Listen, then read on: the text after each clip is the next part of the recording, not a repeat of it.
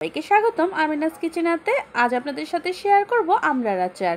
যেহেতু এখন প্রচুর আমড়া বাজারে পাওয়া যাচ্ছে, আমড়ার এই মজার আচার করে রেখে দিতে পারেন সারা বছরের জন্য। 1 কেজি পরিমাণ আমড়া খোসা ছাড়িয়ে ভালো মতো ধুয়ে নিয়েছি। এখন আমড়াগুলোকে ছুরি দিয়ে চিড়ে নেব। ডিপ কাট করতে হবে। যেহেতু আজ আমি আস্ত আমড়ার আচার করব, তাই এভাবে কেটে নিলে ভেতর পর্যন্ত মশলা ঢুকবে।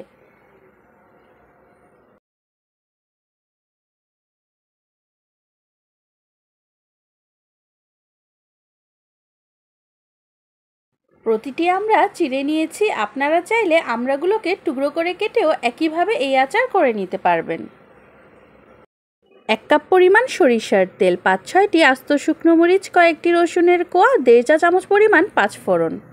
এখন ভালো মতো একটু ভেজে নেব। 1 চা চামচ পরিমাণ দিচ্ছি সরিষা বাটা, 2 চা চামচ পরিমাণ আদা রসুন বাটা, 1 চা চামচ পরিমাণ দিচ্ছি লাল মরিচের গুঁড়ো, 1/2 চা চামচ হলুদ গুঁড়ো। হলুদ ব্যবহার করায় আচারের কালারটা খুব সুন্দর আসবে। স্বাদ মতো কিছুটা লবণ। এখন ভালো মতো মশলাটা কষিয়ে নিতে হবে।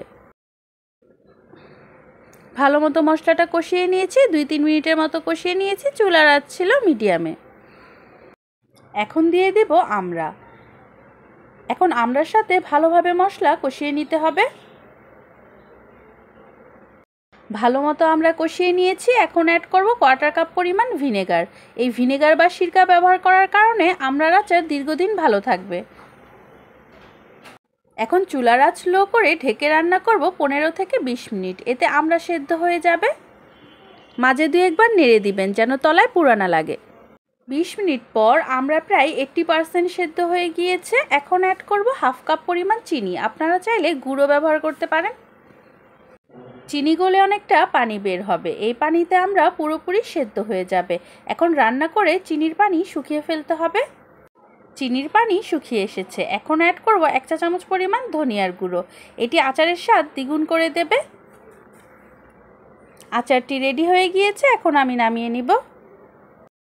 আচার নামিয়ে ঠান্ডা করে একটি এয়ারটাইট জারে ভরে রেখে দেব। এই আচার বাইরের তাপমাত্রায় সংরক্ষণ করতে পারবেন 5 থেকে 6 মাস। নর্মাল ফ্রিজে রাখলে 1 বছরের মতো ভালো থাকবে।